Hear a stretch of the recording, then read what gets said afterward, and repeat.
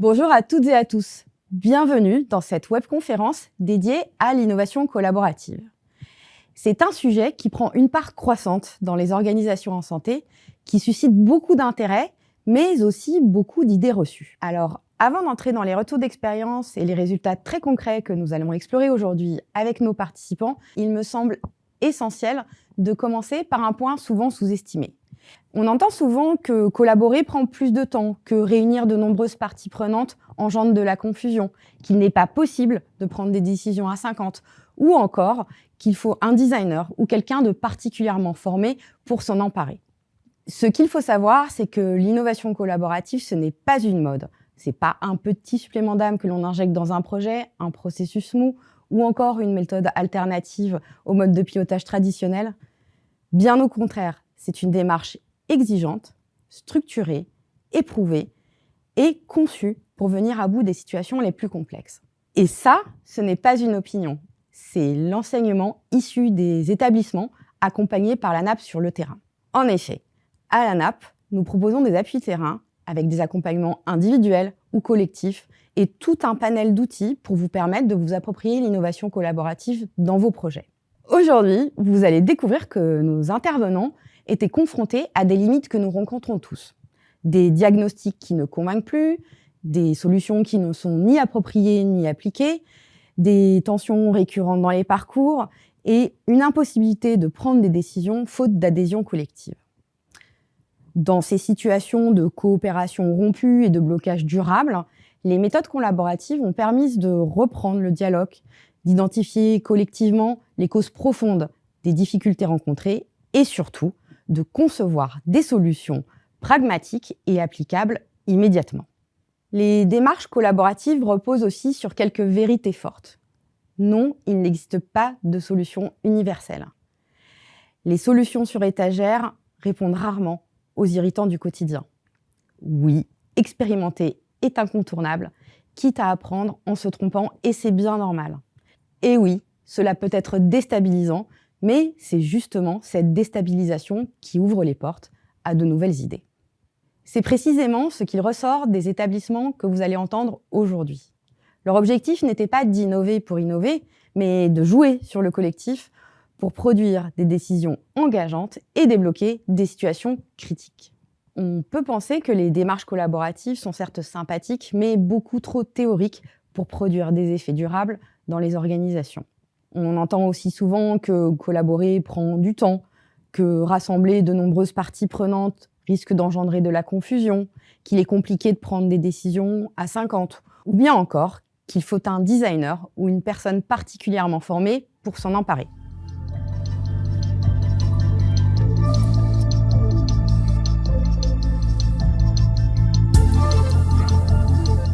Pour cette webconférence, j'aurai le plaisir d'accueillir Pauline Richoux, directrice adjointe au groupe hospitalier du Havre, Marie Houssel, directrice déléguée des Hauts-de-Seine à la Fondation Vallée-Paul Guiraud, et Benoît Ricola-Rose, directeur adjoint du premier recours à l'Agence régionale de santé Occitanie.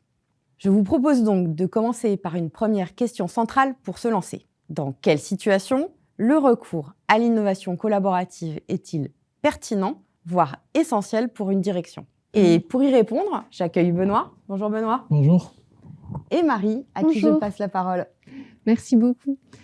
Alors, lorsque moi j'ai pris mon poste il y a 2 ans sur le groupement hospitalier de territoire Psy Sud Paris, le site de Clamart, situé dans les Hauts-de-Seine, était confronté à une situation qui, si elle est classique, n'en demeure pas moins très difficile, de difficultés d'admission depuis le SAU qui a été situé à Antoine Béclair. Nos équipes psychiatriques interviennent sur le SAU Béclair en lien avec les équipes de l'EPS Erasme, qui est également partie prenante au GHT.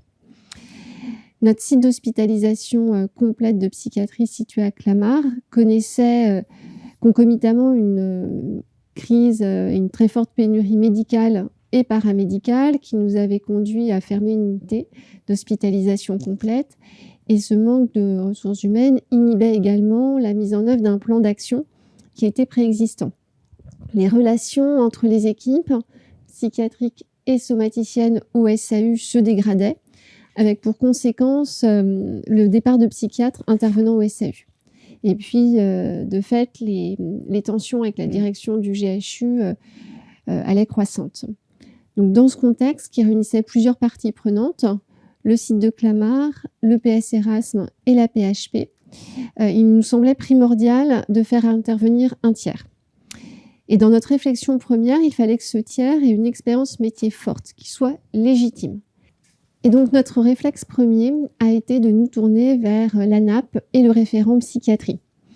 Et c'est en échangeant avec la référente psychiatrie que celle-ci nous a proposé de solliciter les experts innovation collaborative de l'ANAP.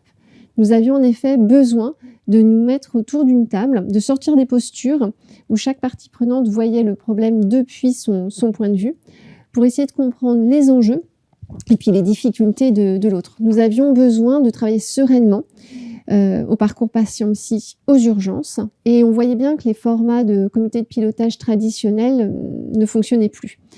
Les difficultés aux urgences étaient réelles, mais le sentiment de stigmatisation des patients psychiatriques, des professionnels qui les prenaient en charge, acutisait les tensions et ne nous permettait plus de travailler sereinement. Et ça légitimait la mobilisation de nouvelles méthodes de travail, de nouvelles façons d'appréhender le sujet.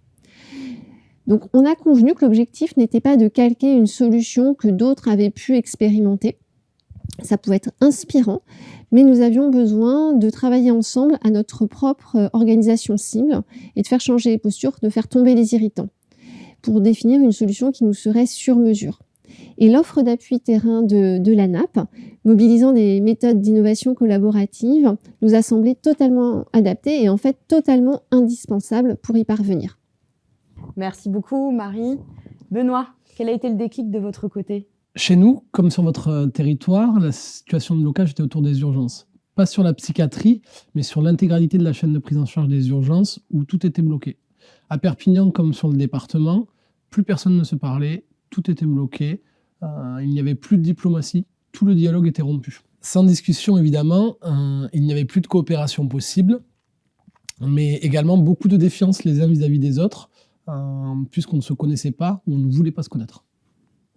Quand les acteurs de l'urgence arrivent à une telle situation de blocage, cela a évidemment une incidence sur la prise en charge des patients. Et pour nous, ça a été le déclic. Il fallait qu'on puisse trouver une solution pour faire reparler les acteurs. Car il y avait déjà eu plusieurs audits, plusieurs missions d'accompagnement, plusieurs plans d'action qui ont été menés, mais jamais de solution, ou en tout cas une solution qui permettait de dénouer cette situation. Il nous fallait une forme d'accompagnateur qui soit suisse, en tout cas qui soit neutre sur ce territoire, qui ne soit ni pro-ARS, ni pro-public, ni pro-privé. Donc on s'est tourné vers les sociétés savantes, vers les cabinets de conseil, mais tous ne cochaient pas l'ensemble de notre cahier des charges, qui était à savoir cette neutralité, cette disponibilité rapide, une maîtrise des coûts aussi, et une expertise très forte sur la thématique de l'urgence et du réapprendre à vivre ensemble. On en est venu donc à solliciter l'ANAP, qui maîtrisait l'ensemble de ce que l'on attendait sur ce sujet. Et naturellement, on s'est dirigé vers l'équipe de l'innovation collaborative. L'objectif premier, c'était de faire ressortir la collaboration, que les gens se parlent, qu'ils rediscutent ensemble, qu'ils aient envie de partager. Avec pour finalité que finalement, ils se mettent d'accord autour d'un document commun, une forme de charte, de convention. En tout cas, qu'il y ait un document qui puisse être partagé entre eux, sur lequel ils collaborent et ils travaillent ensemble. C'est vraiment la raison pour laquelle nous sommes tournés vers ce type d'accompagnement, amener les personnes à coécrire une méthode, un plan d'action, une solution ensemble, à se comprendre en les mettant tous autour de la table et à être co-responsables de la solution qui serait retenue. Le facteur humain est capital dans ce type d'accompagnement. Il fallait les amener à réaliser que leurs problèmes ne pouvaient être résolus que par leur solution, celle qu'ils allaient devoir trouver ensemble. C'est très clair, merci Benoît. La question suivante est tout aussi stratégique. Que produit réellement cette méthode lorsqu'on la met en œuvre ? Car au-delà du principe, ce sont bien sûr les changements de posture, la qualité des échanges qui vont impacter les organisations. C'est souvent sur ces aspects que les managers et directeurs ont besoin de visibilité. En quoi les dynamiques changent-elles ? Quels effets observe-t-on sur les équipes, les relations, les décisions ? Cette table ronde va nous permettre d'entrer dans la pratique concrète et de comprendre ce qui se joue lorsque l'on travaille différemment. Pauline, bonjour, vous venez de nous rejoindre. Je vous passe la parole pour commencer. Bonjour. Au groupe hospitalier du Havre, nous avons conduit aujourd'hui 3 démarches d'accompagnement du changement grâce aux outils de l'intelligence collective et du management collaboratif. Une première démarche avait été accompagnée par l'ANAP dans le cadre de la réflexion sur l'animation de notre commission des projets et d'innovation.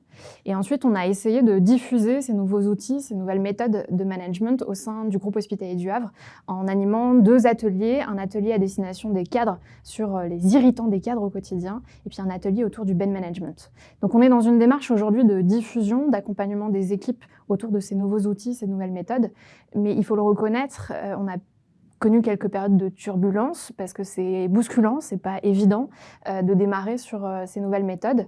Cette expérience aujourd'hui me convainc que c'est en se bousculant soi-même et les autres qu'on produit du changement. Et se bousculer soi-même, c'est d'abord changer de posture en tant que manager, en tant qu'animateur de ces méthodes de changement. On n'est plus le manager qui apporte des solutions, qui amène des connaissances techniques. On est surtout là pour amener du dialogue, remettre les acteurs autour de la table et les aider à changer de posture, à regarder le sujet avec un regard nouveau et si possible avec le regard des autres partenaires, des autres acteurs qui sont en face d'eux. Au départ, tous les participants arrivent un peu déstabilisés, ils ne savent pas tellement à quelle sauce ils vont être mangés. Nous-mêmes, en tant qu'animateurs, on est assez stressés, on ne sait pas si ça va fonctionner, si ça va prendre. Et ce n'est pas évident de réunir un certain nombre d'acteurs, des médecins, des chefs de service, des professeurs, et de sortir des post-it, de sortir des outils de photolangage et de leur demander de parler de leurs émotions. Donc c'est vraiment déstabilisant pour les managers comme pour les acteurs. Mais finalement, c'est cette déstabilisation qui crée de l'énergie, qui redonne du sens et qui crée vraiment du dialogue. Donc il faut oser. Se mettre en retrait par rapport à toutes les solutions et tous les avis personnels qu'on aimerait amener sur le sujet et être vraiment cet acteur qui remet du dialogue et qui aide les différents interlocuteurs à changer de posture. Finalement, ça passe par apporter des outils simples, des post-it, mettre des feuilles de paperboard sur des murs, forcer les acteurs à faire du brainstorming debout. C'est finalement des outils simples qui peuvent être amenés pour déstabiliser, bousculer et regarder le sujet de manière nouvelle. Mais à chaque fois que j'ai pu participer ou animer des ateliers, je me suis rendu compte qu'en bousculant, on recrée beaucoup d'énergie, on remet les gens autour de la table et on redonne du sens et que systématiquement, les acteurs ressortent avec de la motivation et une envie nouvelle de se réinvestir sur le sujet. Merci Pauline. Marie, je vous passe la parole. Chez nous aussi, dans une situation de crispation assez aiguë, plutôt que la médiation, les ateliers ont permis d'initier une co-responsabilité, de trouver des solutions à une situation qui était vraiment très complexe. Et cela bouscule parce qu'en tant que direction, il fallait aussi lâcher prise et proposer aux acteurs de terrain d'échanger, d'évoluer, de proposer eux-mêmes. On a l'habitude d'arriver avec une solution et de chercher à la faire adopter. Là, les ateliers ont permis d'échanger entre pairs. Les responsables, les directeurs, les cadres n'ont pas participé. Ce sont les professionnels de terrain qui ont participé à ces ateliers et qui ont mobilisé leur expertise sur le parcours patient. Cette première phase, elle a permis d'établir un état des lieux partagé et ensuite de se projeter. Sans état des lieux, on n'aurait pas pu les amener à se projeter sur une solution commune. Et cette étape a été peut-être la moins évidente. Mais des pistes d'action relevant de chacune des parties prenantes, sans stigmatisation, ont pu être définies dans le respect des contraintes de chacun. Mais ça s'intégrait toutefois dans une démarche globale et institutionnelle. Les ateliers collaboratifs ont livré des préconisations et celles-ci, elles ont été intégrées dans un plan d'action plus global. Ce que cela bouscule, c'est qu'en tant que direction, nous ne sommes pas là pour donner la solution, parce qu'il n'y en a pas qu'une seule, mais pour organiser le cadre au sein duquel les parties prenantes vont se sentir respectées et suffisamment à l'aise pour travailler ensemble et définir eux-mêmes leurs propres solutions. Et ensuite, nous sommes bien sûr garants du fait que ça se mette en œuvre, parce que les attentes sont fortes. Et on en est bien conscient. Benoît, de votre côté, qu'est-ce que ça change ? Je ne vais pas être plus original, puisque comme pour Marie et Pauline, ce qui change, c'est que ça bouscule. Ce qui a d'abord été bousculé, c'est le fait de devoir réapprendre à se parler et réapprendre à se comprendre dans le respect de chacun. On était dans une situation où il n'y avait plus de diplomatie. Il y avait un conflit ouvert, il y avait de la défiance, il y avait de la mésentente. Il fallait d'abord apprendre, ou en tout cas réapprendre à se parler. Ça a bousculé un petit peu tout le monde, de devoir reparler et surtout d'être chacun sur un pied d'égalité. Le fait d'être chacun sur un pied d'égalité, il n'y a pas de direction comme vous l'avez dit tout à l'heure, il n'y a pas de médecin, il n'y a pas de professeur, il n'y a pas d'ARS, tout le monde est au même pied d'égalité et ça bouscule un petit peu. Chacun a dû voir en face sa part de responsabilité dans la situation, puisque la situation était tellement bloquée chez nous que ça ne pouvait pas être le fait d'une seule personne ou d'une autre. Tout le monde avait sa part de responsabilité, tout le monde avait en tout cas un rôle à jouer dans la solution à trouver pour pouvoir sortir de 10 ans de blocage. Ça a été un véritable challenge, puisqu'ils ont eu 2 jours pour pouvoir élaborer un plan d'action et pour s'extirper de 10 ans de blocage dans ce département. Tout n'a pas été réglé en 2 jours, mais le lien a été renoué. Il y a des plans d'action et des solutions et des responsables qui ont été désignés et se reparlent. Un exemple tout simple, qui peut paraître trivial, mais qui est un début de succès, c'est qu'ils se reparlent à tel point qu'une communauté WhatsApp entre les médecins a été mise en place pour pouvoir créer du lien aussi en dehors du travail. On ne leur a pas dit quoi faire. La méthode les a rendus acteurs et véritablement co-responsables des solutions à mettre en œuvre. Ils ont dû imaginer seuls les solutions et les actions à mettre en place, et chaque acteur de terrain devait prendre sa part de responsabilité dans le plan d'action. Notre travail avec la NAP, ça a été toute la préparation pour les mettre en condition et leur donner une méthodologie pour qu'ils découvrent l'environnement des autres, pour qu'ils se redécouvrent les uns et les autres, qu'ils se mettent en situation, qu'ils se mettent à la place de leurs collègues, de leurs voisins, pour trouver leurs propres solutions. Nous avons beaucoup préparé les données, le contexte des uns, le contexte des autres, comment est perçu chaque établissement, comment il se perçoit, pour qu'à la fin, ils puissent se mettre à la place des uns et à la place des autres, et puis se sentir en responsabilité dans le plan d'action qu'ils devront faire. Par exemple, l'une des cristallisations de l'énervement collectif était autour de la régulation. Avec la NAP, nous leur avons fait rejouer une journée de régulation qui s'était passée quelques semaines auparavant, dans les mêmes conditions, en conditions réelles, et on a comparé finalement les résultats qu'ils ont pris à ce qui s'était réellement passé cette journée. Une sorte de vie ma vie a posteriori. Résultat, personne n'a répondu de la même manière que la journée réelle qui s'était passée, et tous les petits groupes que nous avions formés lors de cet exercice avaient eu des régulations différentes. De cette manière, ils ont pu s'apercevoir que finalement réguler un territoire, c'était pas si simple. Et que si chacun jouait le jeu de la répartition, restait dans son rôle, la régulation était meilleure. L'objectif était aussi de leur faire reconsidérer le problème avec humilité pour qu'ils comprennent ce que cela engendre chez les autres. Parfait Benoît, merci à tous. Nous venons de voir que l'innovation collaborative modifie profondément les manières de travailler et qu'elle produit des effets rapides et tangibles. Pour vous aider, la NAP propose de nombreuses ressources. Des fiches pour cadrer sa démarche collaborative, pour adopter la posture de facilitateur ou encore concevoir son atelier. Toutes ces fiches, vous pourrez les trouver dans la boîte à outils Innovation collaborative sur le site de la NAP. La question suivante est également décisive. Comment passe-t-on du succès local à un changement durable profondément installé dans l'établissement ?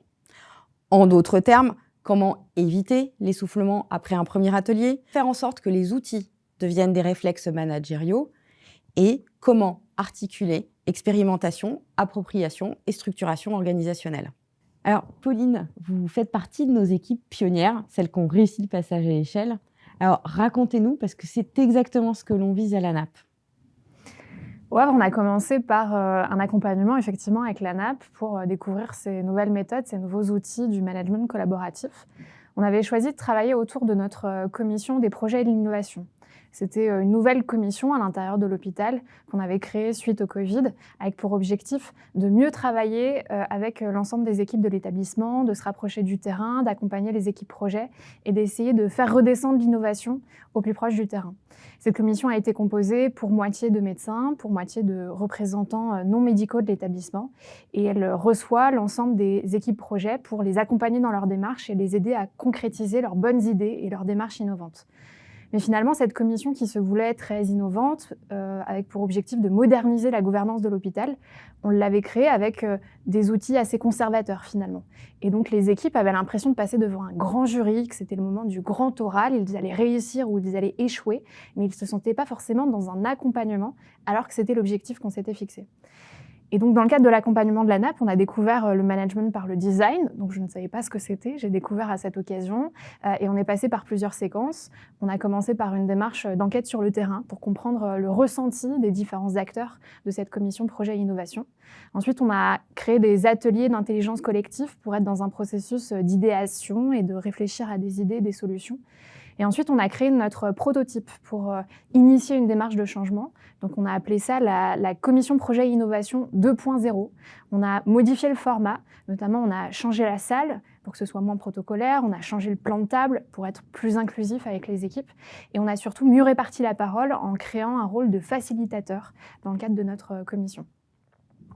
Finalement, c'était pas si innovant dans les outils qu'on a utilisés, mais le ressenti des équipes a complètement changé. Elles se sont senties mieux accompagnées, moins dans un grand oral et plus écoutées par l'institution et par la commission devant lesquelles elles passaient.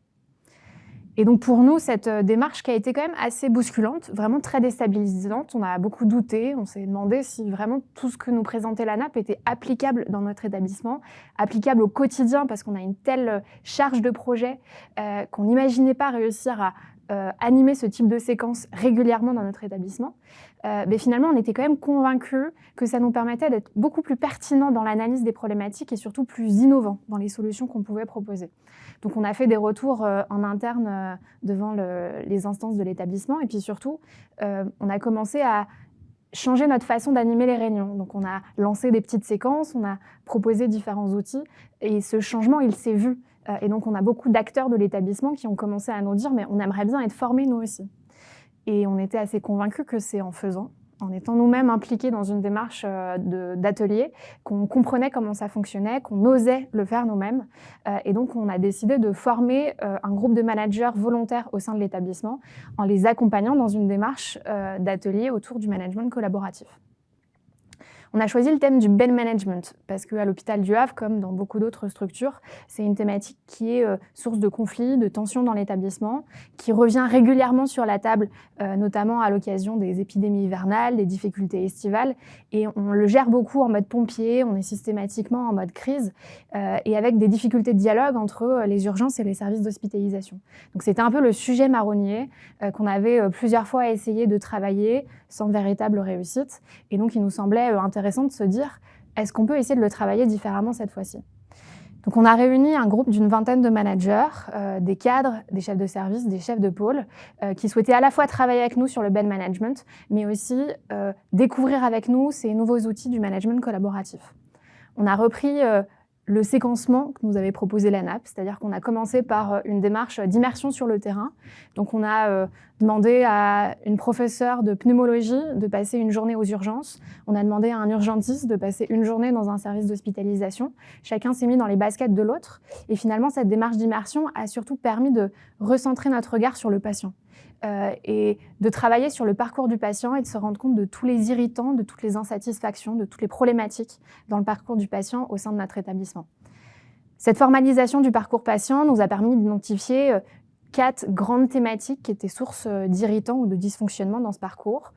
La question des hébergements en inadéquation dans des services d'hospitalisation qui n'étaient pas la spécialité vers laquelle on aurait souhaité hospitaliser ce patient. Également la problématique de la préparation de la sortie, la problématique des alternatives à l'hospitalisation qui ne sont pas toujours suffisamment utilisées dans l'établissement, et puis le bon usage des outils informatiques qui existent, qui finalement proposent déjà beaucoup de solutions, mais qui sont insuffisamment connues et insuffisamment maîtrisées par l'ensemble des acteurs. Donc ensuite, on a scindé notre vingtaine de participants autour de 4 groupes de travail et chacun a organisé des ateliers d'intelligence collective pour se familiariser avec les outils et oser devenir animateur de ce type de méthode de management collaboratif. Et ils ont ensuite prototypé des solutions. Donc, par exemple, le groupe qui a travaillé sur les hébergements et en inadéquation dans les services d'hospitalisation a créé un jeu de cartes qu'ils ont appelé le Bed Games. Et ce jeu de cartes a pour objectif de réunir des acteurs des urgences et des acteurs des services d'hospitalisation pour les aider à changer de posture. Donc, dans le jeu de cartes, chacun prend un personnage, donc chacun prend un métier qui n'est pas le sien. Et ensuite, ils explorent ensemble des situations réelles autour desquelles ils doivent définir des solutions et ça leur permet de retravailler sur les règles de fonctionnement et les règles d'organisation du parcours patient entre les urgences et le service d'hospitalisation. Mais de manière ludique, de manière apaisée, dans un cadre qui n'est plus le cadre de tension et de crise autour desquels on avait l'habitude de travailler autour de ces problématiques. Pour réussir cette diffusion du management collaboratif au sein de notre établissement, la clé, ça a été de vraiment accompagner les équipes tout au long de la démarche, de la même manière qu'on avait été accompagné par la NAP dans notre première démarche initiale et accompagné dans les périodes de doute, de déstabilisation qu'on peut rencontrer lors de ces démarches. On a vite fait d'essayer de revenir dans notre zone de confort, d'essayer de reprendre ces réflexes parce que c'est ce qui nous sécurise. On a aussi vite fait de se laisser happer par le rythme du quotidien et de ne pas réussir à tenir les échéances qu'on s'est fixées sur ce type de projet. Et donc ça a été très important d'organiser des temps de jalons au sein de leur démarche projet pour les réunir, les re-challenger et essayer de les pousser plus loin dans leur démarche d'innovation sur leur projet. Le résultat de ces démarches, c'est qu'on a réussi à mieux analyser les problématiques qui généraient de la tension dans notre établissement. On a l'impression que la problématique de la gestion des lits, c'est la problématique du manque de lits, alors qu'en vérité, c'est d'abord une problématique de communication et de fluidité entre les différents acteurs de l'établissement. Donc cette démarche de management collaboratif nous a permis de revenir sur les véritables problématiques autour de ce processus de bed management. Et ça nous a permis d'être beaucoup plus pertinents, beaucoup plus innovant dans les solutions proposées et de recréer un cadre de dialogue qui soit plus apaisé entre les différents acteurs. Puis le deuxième objectif qu'on avait, c'était de continuer à diffuser ces outils au sein de l'établissement et ça aussi, c'est un vrai succès. Les différents managers qui ont participé à cet atelier autour du bed management ont les uns et les autres trouvé des outils qui leur correspondent et qu'ils ont pu rediffuser au sein de leur pratique managériale. Et par exemple, l'équipe des urgences qui a participé à la démarche dans le cadre de la création d'un nouveau pôle interétablissement de médecine d'urgence sur le territoire, a beaucoup repris ces outils, par exemple la météo de l'humeur ou alors le brainstorming debout, le travail sur le parcours patient pour pouvoir initier un management plus collaboratif et plus apaisé dans le cadre de ce nouveau pôle interétablissement de médecine d'urgence. Et peut-être un petit résultat très concret de cette démarche de diffusion, les managers ont créé un tote bag rempli de tous les outils dont ils ont besoin pour pouvoir animer des ateliers d'intelligence collective, des post-it, des crayons, des feuilles de paperboard, des ciseaux, du scotch pour mettre tout ça sur les murs.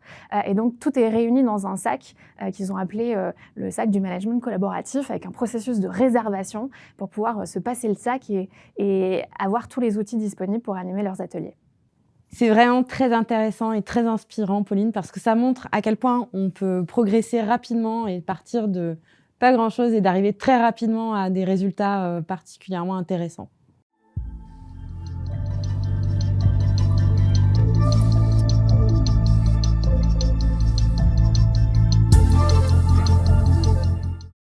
Nous arrivons maintenant à la dernière partie de cette webconférence qui est l'occasion de poser une dernière question à partir de vos expériences respectives. Quelles sont les clés du succès d'une démarche collaborative ? Car entre la théorie, l'intention et la mise en pratique, certains leviers sont déterminants.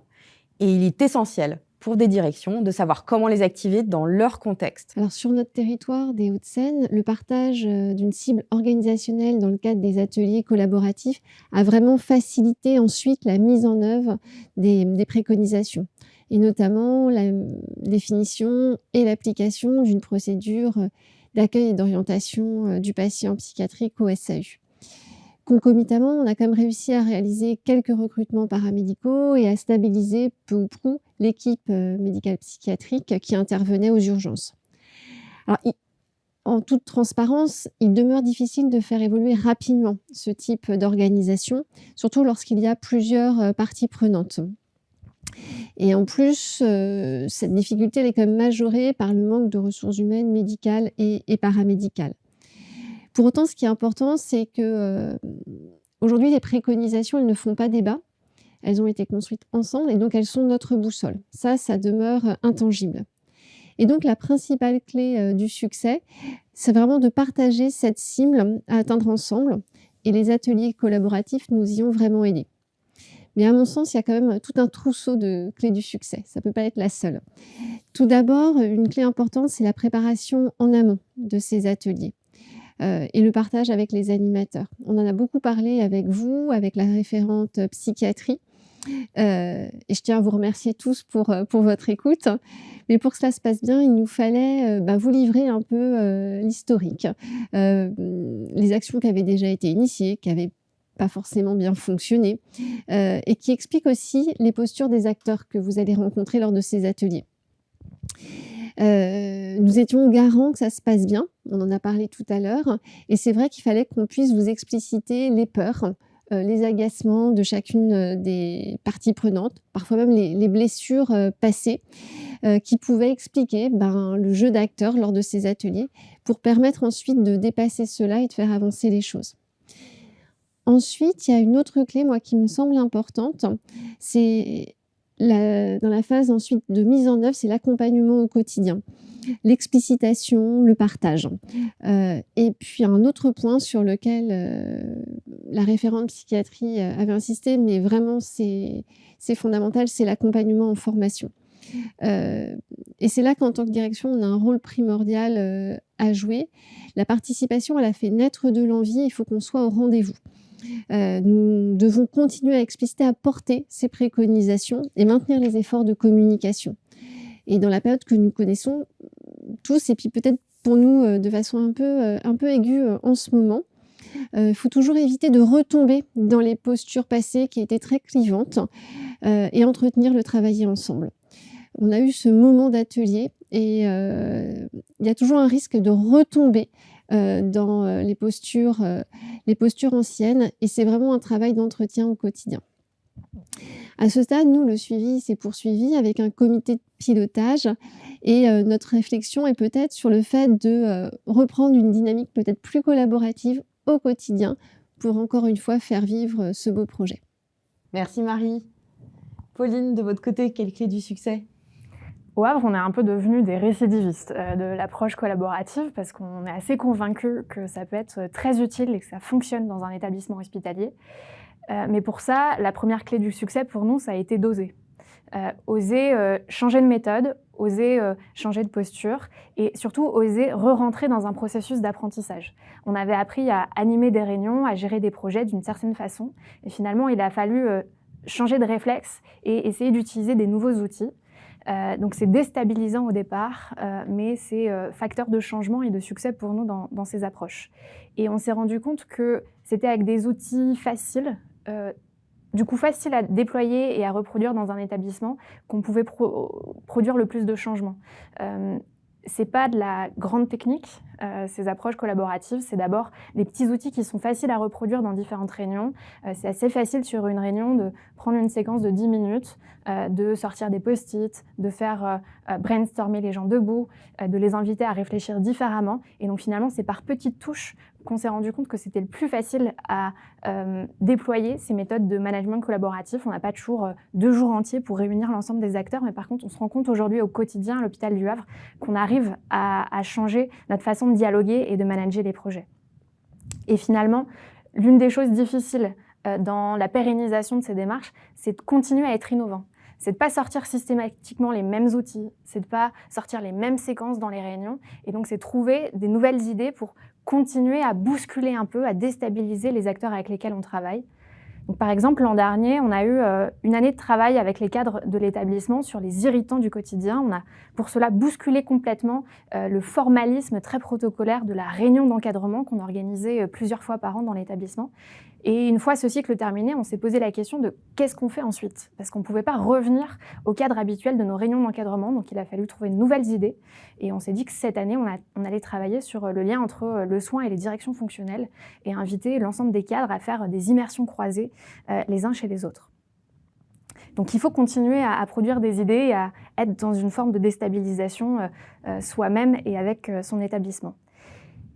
Et puis le dernier enseignement, la dernière clé du succès pour moi, c'est qu'en tant que manager, on devient des coachs. Et donc on a un rôle d'accompagner les équipes, de continuer à les challenger, d'essayer de les pousser un peu plus loin dans leurs projets, dans leurs approches collaboratives, et de continuer à stimuler l'ensemble de ces équipes et de ces acteurs pour continuer à avancer. Merci Pauline. Benoît, de votre côté, quelles sont les clés du succès ? Les clés du succès, en tout cas la clé du succès que j'ai envie de mettre en avant, c'est de faire confiance au process. C'est facile à dire a posteriori, puisque pour ne rien vous cacher, à quelques jours de l'atelier, on n'était pas très serein avec mon collègue avec qui on coportait ce projet. On n'était pas très sûr que ça allait marcher, que ça allait porter les solutions, en tout cas que les participants allaient adhérer. Mais il faut avoir confiance en la méthode, ça nous fait sortir de notre zone de confort, mais ça paye. Peu importe la situation de départ, puisque comme on l'a vu avec Marie ou avec Pauline, finalement on est dans des situations différentes, mais le résultat, il est similaire, puisqu'il y avait des situations de blocage qui trouvent une issue positive. Actuellement, je vois se dérouler des choses à Perpignan que jamais j'aurais pu penser voir se dérouler. Certes, il y a encore beaucoup de choses à faire, mais le plan d'action, il est en route. On est en train de lever les embûches, le travail se produit et ça va permettre de continuer. C'est du travail de préparation, c'est un engagement fort de la part de toutes les équipes, mais c'est en osant et c'est en faisant confiance au processus que l'on réussit.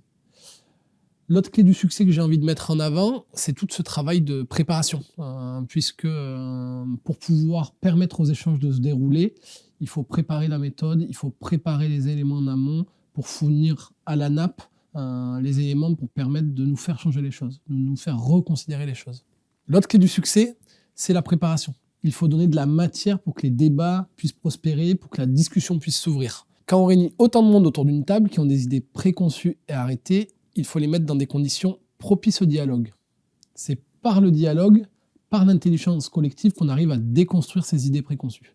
Il faut les mettre face à la réalité des chiffres, des problèmes qui sont survenus, des dysfonctionnements. Je reviens sur l'exercice de régulation. Chacun a surinterprété le rôle qu'il avait dans cette situation, mais on les confronte à la réalité du terrain et ce qui s'est réellement passé ce jour-là. Ça permet d'objectiver les avis de chacun et de déconstruire peut-être des vérités que l'on s'était faites. Pour faire réfléchir, il faut donner de la matière et c'est là que la préparation elle est vraiment importante. On crée les conditions, on va acheter les post-it, on passe du temps à compiler la donnée, on met l'éléphant au milieu de la pièce, comme Valérie aime bien nous le dire. On crée les conditions environnementales également. Nous avions une salle qui était propice à l'échange. C'était l'incubateur de l'université. On avait des ateliers un peu partout, des affiches accrochées au mur, pour créer du mouvement, une dynamique dans la salle. Nous sommes d'ailleurs, nous aussi, l'ARS, sortis de notre posture de régulateur. Nous avons été mobilisés pour participer aux ateliers, même pour en animer certains, toujours dans ce principe de pied d'égalité.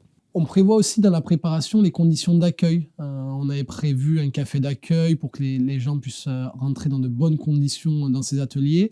Et le temps du midi était sous forme de buffet déjeunatoire, ce qui permettait au débat de continuer, même durant les temps off. Finalement, les échanges ont continué de prospérer tout au long de la journée. Au final, grâce à ces conditions, on a réussi à réunir une quarantaine de personnes qui se sont réparties sur 6 ateliers pendant 2 jours. C'est vrai que vous faites mention dans votre retour d'expérience aux outils de collecte et aux data. Alors, notre boîte à outils au niveau de l'ANAP prévoit justement de nombreuses fiches pratiques, Canva préutilisées pour réaliser vos propres collectes de données et ainsi alimenter vos séquences collaboratives. En tout cas, ce que l'on vient de voir ensemble aujourd'hui, ça illustre parfaitement ce qu'est l'innovation collaborative. Ce n'est pas une démarche accessoire, c'est un véritable dispositif de pilotage qui permet d'apposer les situations complexes et aussi de produire des diagnostics solides pour des résultats concrets. Merci pour ces échanges croisés et ces regards très riches sur l'innovation collaborative. Ce que nous venons d'entendre, ça illustre parfaitement ce qu'est l'innovation collaborative. Ce n'est pas une démarche accessoire, mais c'est un véritable dispositif de pilotage qui est capable d'apaiser des tensions dans des situations complexes, de produire des diagnostics solides et des résultats concrets. Je laisse maintenant la parole à Stéphane Pardou, directeur général de l'ANAP, pour conclure cette webconférence. Merci à chacune et chacun d'entre vous pour la richesse des échanges et la qualité des témoignages que nous venons d'entendre. Les interventions de ce matin ont mis en lumière plusieurs éléments essentiels. Elles ont d'abord montré que l'innovation collaborative n'est pas un gadget, mais une réponse structurée et efficace à des situations organisationnelles parfois très complexes, des tensions entre équipes, des difficultés dans les parcours, de la coopération fragilisée, des projets qui n'avancent plus. Elles ont également démontré que lorsqu'on crée les conditions d'un travail partagé, un cadre sécurisé, un diagnostic commun, une responsabilité collective, eh bien, les équipes, elles retrouvent une capacité d'action et un pouvoir de transformation considérable. Vos témoignages, ils ont enfin rappelé que la collaboration n'est pas seulement un levier opérationnel, c'est aussi un facteur de cohésion, de confiance et d'engagement qui permet de remettre le sens et le dialogue au cœur des organisations. Je voudrais à ce titre réaffirmer une conviction forte qui nous anime.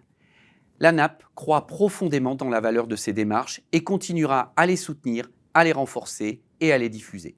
Nous le voyons sur le terrain, lorsque les équipes s'organisent à travailler autrement, lorsqu'elles expérimentent, lorsqu'elles innovent ensemble, les résultats sont tangibles pour les professionnels et surtout pour les patients. Et c'est pour cette raison, fort de cette croyance, que la NAP a développé une offre complète autour de l'innovation et du management collaboratif que je souhaite vous rappeler brièvement en conclusion. D'abord, notre appui terrain collectif. Il vous permet de vous approprier les clés de l'innovation collaborative grâce à une mise en pratique rapide dans votre établissement. Ces accompagnements, vous l'avez entendu, aujourd'hui, sont souvent un déclencheur décisif. Ensuite, deuxièmement, une boîte à outils dédiée, accessible, en ligne. Vous trouverez dans cette boîte à outils des fiches pratiques, des supports d'ateliers et des outils de diagnostic prêts à imprimer. L'objectif est clair, c'est de permettre aux établissements de s'approprier ces outils et de les utiliser en autonomie. Enfin, un ensemble de publications et de ressources que nous mettons à votre disposition. Elles sont conçues pour accompagner les acteurs, qu'ils soient directeurs, managers ou équipes de terrain, dans l'évolution de leurs pratiques. La publication de nos équipes ont du talent, qui a maintenant quelques années, totalise près de 10 000 téléchargements. Elle est devenue un des best-sellers de la NAP. Depuis le premier trimestre 2026, 2 nouvelles publications sont disponibles. D'abord, un retour d'expérience de 6 établissements qui ont utilisé l'innovation collaborative pour mettre en place des projets dans leur établissement. Ensuite, une publication destinée à vous aider à mettre en œuvre votre lab d'innovation en interne au sein de votre établissement. Enfin, cette année a été l'occasion d'accompagner des projets complexes qui nécessitent une coopération accrue des acteurs, comme l'organisation territoriale de structures d'urgence ou encore l'organisation des soins non programmés. Ces appuis, ils s'intensifieront dès cette année avec de nombreux champs d'application, projets d'établissement, appui à l'organisation de filières, gestion des lits. Bon, vous l'aurez compris, l'innovation collaborative est aujourd'hui une conviction forte et un mode d'action recommandé et porté par la NAP. Nous continuerons à avancer avec vous pour soutenir les transformations nécessaires et pour valoriser celles et ceux qui s'engagent dans ce mode de conduite de projet relativement nouveau. Merci encore à tous pour votre présence et votre engagement. La NAP, l'expertise en partage.